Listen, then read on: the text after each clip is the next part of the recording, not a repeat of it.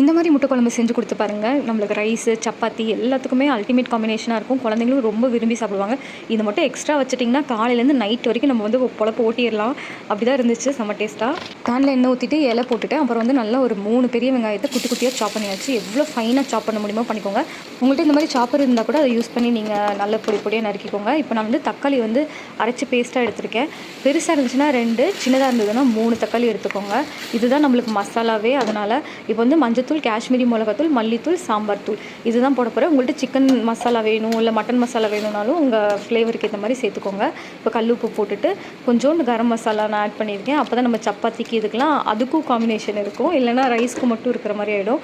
இந்த கேப்பில் நம்ம வந்து தேங்காய், சோம்பு, பட்டை, கிராம்பு போட்டு அரைச்சிடலாம்.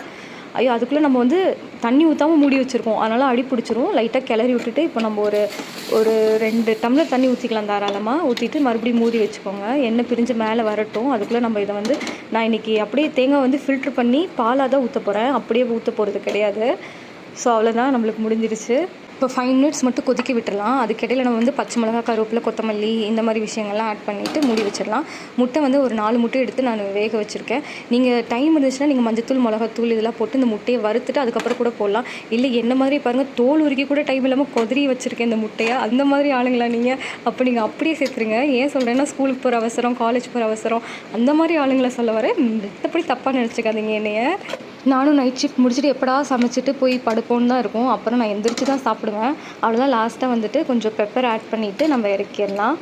எவ்வளோ சூப்பராக முட்டை குழம்பு ரெடி ஆகிடுச்சு பாருங்கள். உங்களுக்கு இது பத்தாதுன்னா நீங்கள் தேங்காவை அரைச்சி ஃபில்ட்ரு பண்ணாமல் கூட நீங்கள் போடலாம். குவான்டிட்டி ஜாஸ்தியாக இருக்கிற மாதிரி இருக்கும். இல்லைங்க 4 பேர் போதும் அப்படின்னா நீங்கள் இந்த மாதிரி ஆட் பண்ணிக்கலாம். சூப்பராக இருந்ததுங்க. தாராளமாக ஒரு ஆள் 2 முட்டை வச்சு சாப்பிட்லாம். நான் இன்னும் கூட கொஞ்சம் முட்டையை போட்டுக்கலாம். யோசிக்காமல் 4 போட்டுட்டு ஒரு ஆளுக்கு 1ன்ற கணக்கில். சரி, அப்புறமா வேக வச்சு ஆட் பண்ணிக்கலாம்னு நானே 2 எடுத்துட்டேன். நீங்களும் மறக்காமல் ட்ரை பண்ணி பார்த்துட்டு கமெண்ட்டில் சொல்லுங்கள். அப்போ தான் நானும் இன்ட்ரெஸ்டிங்காக நெக்ஸ்ட்டு சமைக்கிறதுக்கு தோணும். ஓகே, எனக்காக இல்லைனாலும் உங்கள் வீட்டு சின்ன குட்டீஸ், பெரிய குட்டீஸ்க்கு செஞ்சு கொடுத்து ஆசைப்படுங்க. நெக்ஸ்ட் வீடியோவில் பார்க்கலாம். டுடர்ஸ்.